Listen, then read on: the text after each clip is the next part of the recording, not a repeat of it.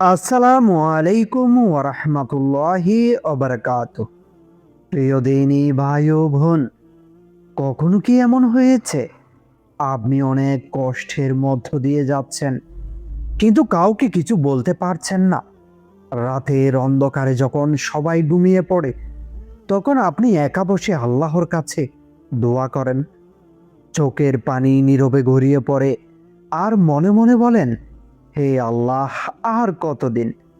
জীবনের কিছু মুহূর্ত আছে যখন মনে হয় সব দরজা বন্ধ হয়ে গেছে, সব চেষ্টা ব্যর্থ, সব আশা শেষ।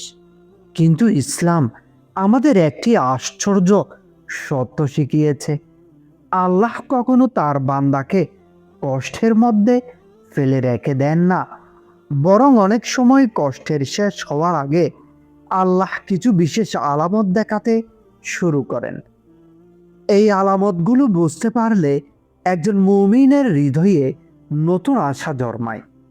আজ আমরা জানব ধৈর্যের পুরস্কার আসার আগে আল্লাহ কোন কোন চিহ্ন দেখান।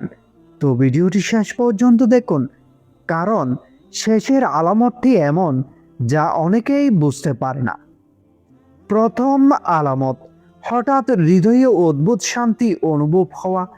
কষ্টের সময় মানুষের হৃদয় খুবই অস্থির থাকে, মনে হয় যেন বুকের ভেতর একটি ভারী পাথর চাপা পড়ে আছে।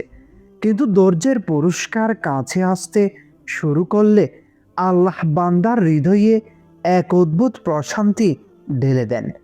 সমস্যা তখনও থাকে, কিন্তু হৃদয়ের ভেতরে একটি অদ্ভুত অনুভূতি জন্ম নেয়, মনে হয় সব ঠিক হয়ে যাবে। এই শান্তি কোনো মানুষের দেওয়া নয়, এটি আল্লাহর পক্ষ থেকে পাঠানো রহমত। কোরআনে আল্লাহ বলেন, নিশ্চয় আল্লাহর স্মরণে হৃদয় প্রশান্তি লাভ করে। যখন এই প্রশান্তি অনুভব করতে শুরু করেন, তখন বুঝবেন আল্লাহ আপনার ধৈর্য দেখেছেন, আর পুরস্কারের দরজা ধীরে ধীরে খুলছে। মানুষ যখন দীর্ঘ সময় কষ্টের মধ্যে থাকে, তখন তার মন ধীরে ধীরে ক্লান্ত হয়ে যায়, মনে হয় যেন জীবনের সব রং মুছে গেছে। প্রতিটি দিন একই রকম বাড়ি লাগে। কিন্তু আশ্চর্যের বিষয় হলো, অনেক সময় ঠিক এই কঠিন সময়ের মধ্যেই হঠাৎ করে হৃদয়ের ভেতরে এক অদ্ভুত শান্তি নেমে আসে। সমস্যাগুলো তখনও শেষ হয়নি, পরিস্থিতি তখনও আগের মতোই কঠিন, কিন্তু তবুও মনে হয় যেন বুকের ভেতর থেকে একটি ভার নেমে গেছে। মনে হয় সব ঠিক হয়ে যাবে, আল্লাহ আছেন।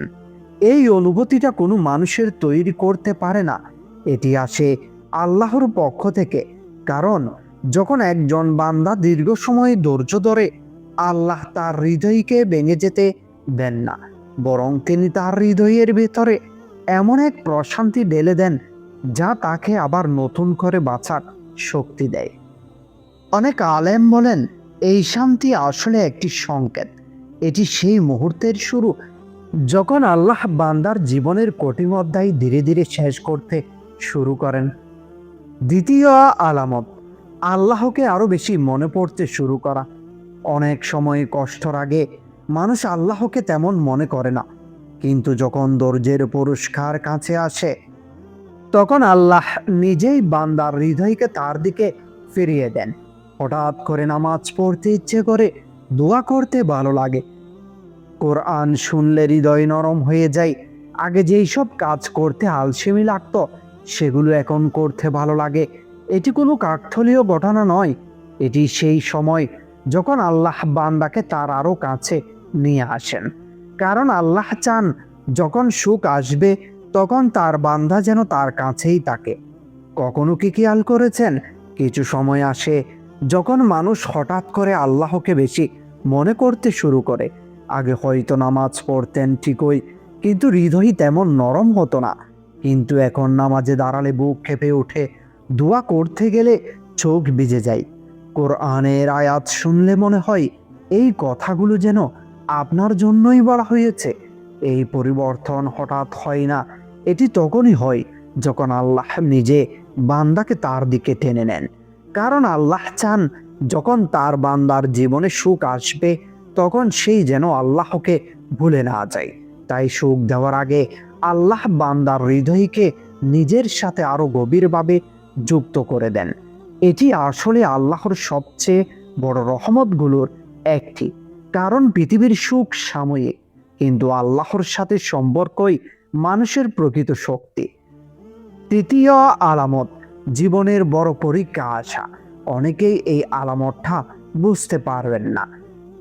যখন সুখ খুব কাছে আসে তখন অনেক সময় শেষ একটা কঠিন পরীক্ষা আসে। মনে হয় জীবন যেন আগের চেয়েও আরো কঠিন হয়ে গেছে। কিন্তু ইসলামের ইতিহাস দেখলে আমরা বুঝতে পারি এই সময়টাই আসলে সবচেয়ে গুরুত্বপূর্ণ। কারণ আল্লাহ তার প্রিয় বান্দাদের পরীক্ষা নেন যাতে তাদের মর্যাদা আরো উঁচু হয়। নবীদের জীবনে আমরা এটা দেখেছি, সবচেয়ে কঠিন সময়ের পরেও সবচেয়ে বড় সুখ এসেছে। তাই যদি হঠাৎ করে পরীক্ষার মাত্রা বেড়ে যায় তবে হতাশ হবেন না, সম্ভবত এটি ধৈর্যের শেষ পরীক্ষা। চতুর্থ আলামত, অপ্রত্যাশিত ছোট ছোট সুখ আসা। কষ্টের সময় হঠাৎ করে কিছু ছোট ছোট ভালো ঘটনা ঘটতে শুরু করে। কেউ সাহায্য করে, কোনো ভালো খবর আসে, বা কোনো সমস্যা হঠাৎ করে সহজ হয়ে যায়। এই ছোট ছোট সুখগুলো আসলে আল্লাহর পক্ষ থেকে একটি বার্তা, যেন আল্লাহ বলছেন, ধৈর্য ধরো, আমি তোমার পাশে আছি। এই ছোট সুখগুলোই ধীরে ধীরে বড় সুখের দিকে নিয়ে যায়। পঞ্চম আলামত, চোখে অকারণ কান্না চলে আসা। অনেক সময় মানুষ বুঝতে পারে না কেন তার চোখে হঠাৎ পানি চলে আসে, কিন্তু আল্লাহর স্মরণে যেই কান্না আসে তা খুব মূল্যবান। রাসূল করিম সাল্লাল্লাহু আলাইহি ওয়াসাল্লাম বলেছেন, যেই চোখ আল্লাহর ভয়ে কান্না করে সেই চোখ জাহান্নামের আগুন স্পর্শ করবে না। এই কান্না অনেক সময় সেই মুহূর্তে আসে যখন আল্লাহ বান্দার হৃদয়কে পরিষ্কার করে দেন, যেন নতুন সুখ গ্রহণ করার জন্য হৃদয় প্রস্তুত হয়ে যায়।